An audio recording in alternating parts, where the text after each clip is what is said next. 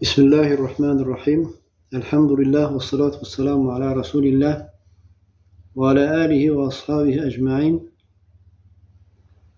Burada Şeyh öz kitabında buyurur ki, burada getirir, yani Allah'a olan sevgini insana getiren ve sevgini yani vacip eden sebepleri getirir. Burada birincisi odur ki, Kur'an'ı okumak tedebbürle, mənalarını fikirləşərək, mənalarını anlayarak ve orada olan murad, orada olan Allah'ın isteği, Allah'ın muradı nedir? Onları yani orada olan o mənaları başa düşmek. Yani bu cür Kur'an'ı tədəbbür etmek. Sonra ikinci burada getirir, deyir ki, Allah'a nafile ibadetlerle yakınlaşmak. Yani fərz olan ibadetleri tam şekilde yeri yerinde ettikten sonra nafile ibadetlerle Allah'a yakınlaşmak.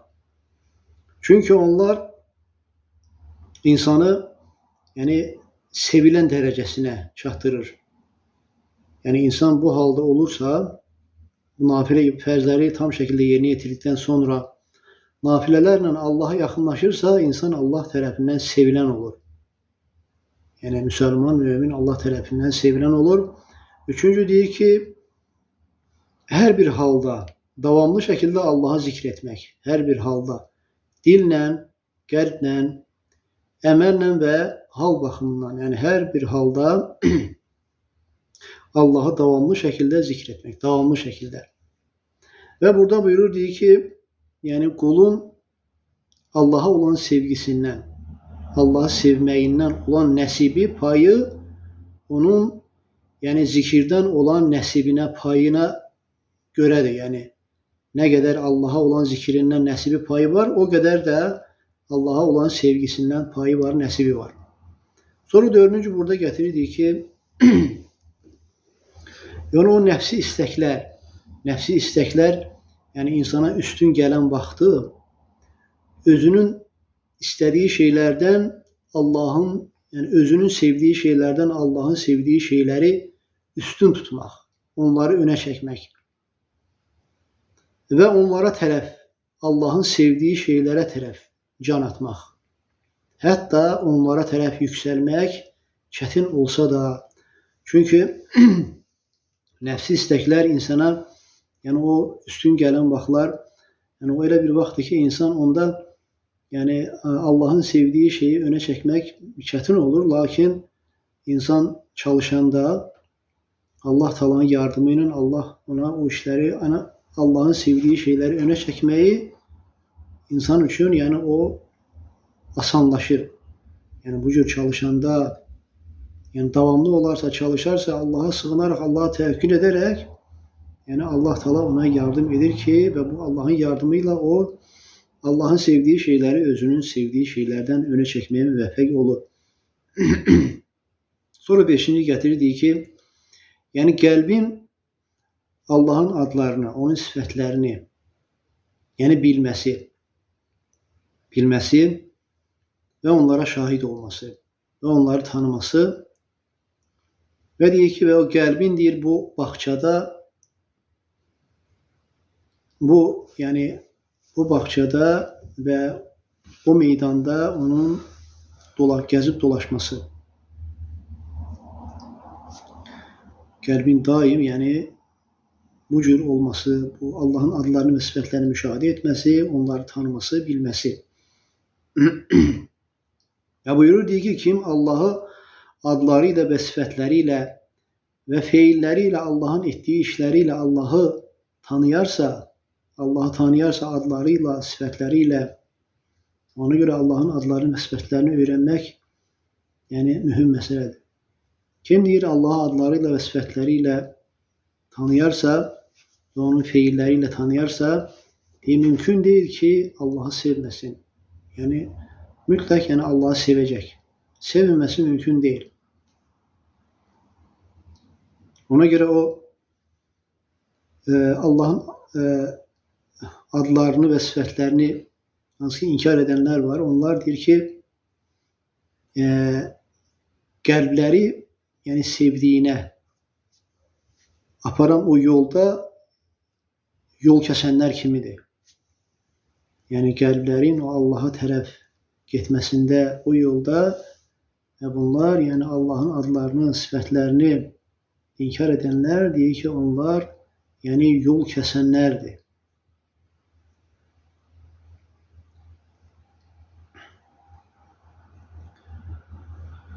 Altıncı gətirirdik ki, Allahın yaxşılığını, onun ehsanını, Allahın nemətlərini müşahidə etmək.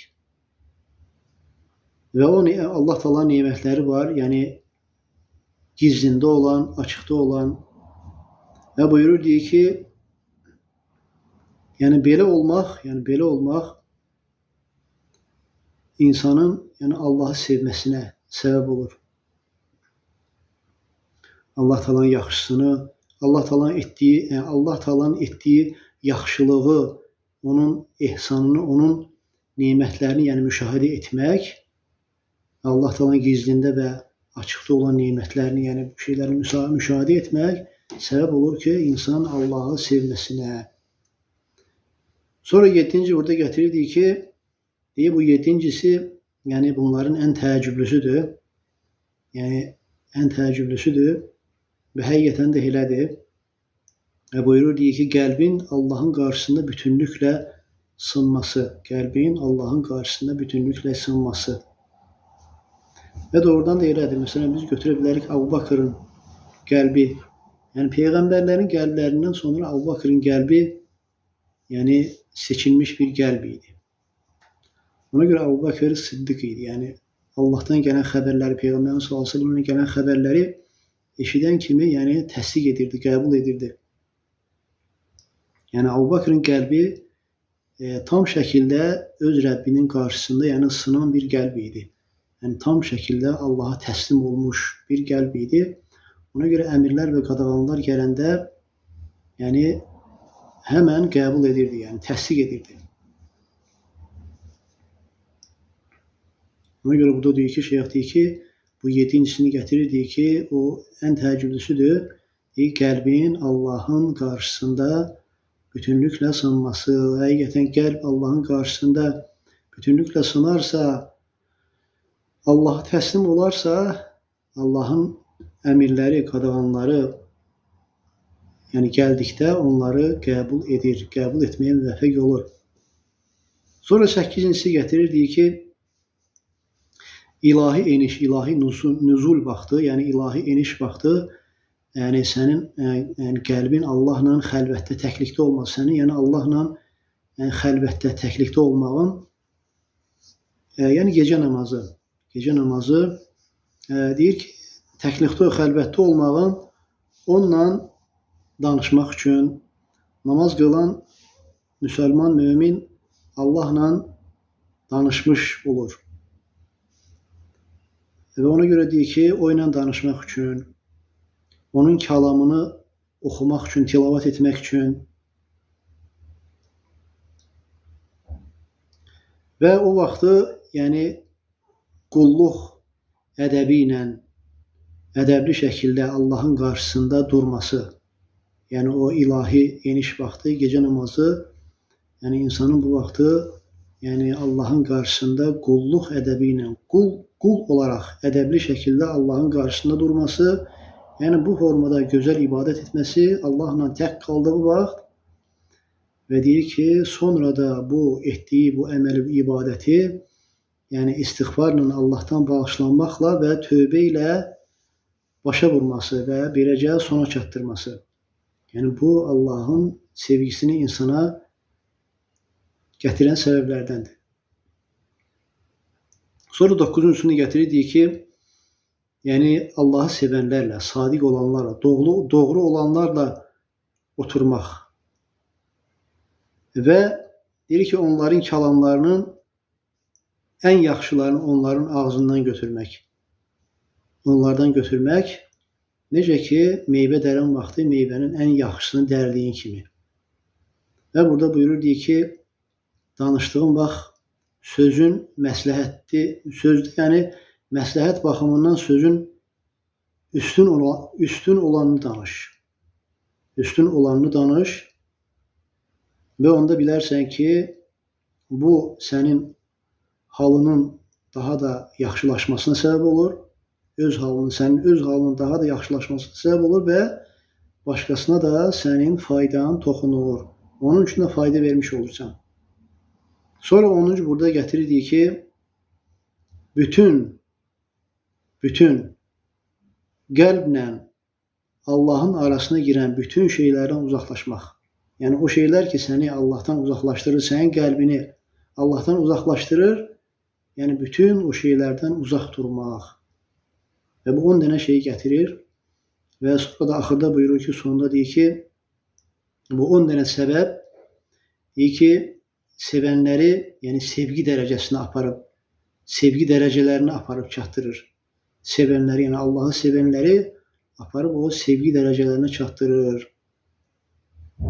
Və son olaraq da burada buyurur ki, bütün bu şeylər iki işdə cəmləşir. Bütün bu yuxarıda keçən şeylər iki işdə cəmləşir. Onlardan da birisi odur ki, ruhun bu iş üçün hazır olmağı, və bəsirət gözünün açılması. Yəni bəsirət gözünün açılması da elmlə mümkündür. İnsan dinini öyrənərsə və dində olan, özünə zəruri olan şeyləri insan öyrənərsə, Allahın izni ilə onun bəsirət gözü də açılır. Yəni bəsirət gözünün açılması, yəni insanın dinini elmlə öyrənməsi ilə olur. Və sonra deyir ki, Allah yardım edəndir. Həqiqətən yardım Allahdandır. Bütün bu şeylərə insanın nail olması, insanın bütün bu şeyləri əldə etməsi, müvəffəq olması yalnız Allah Taala'nın yardımı ilə mümkündür. Ona görə Allahdan yardım istəmək ki, Allah ona yəni bu şeyləri, bu 10 dənə bu səbəbi yerinə yetirməyi onu müvəffəq etsin, yardım etsin. Allahdan yardım, dua etmək mühümdür. Çünki Allahın yardımı olmasa biz Allaha ibadət edə bilmərik. Allaha ibadət eləməyimiz yalnız Allahın yardımı ilə.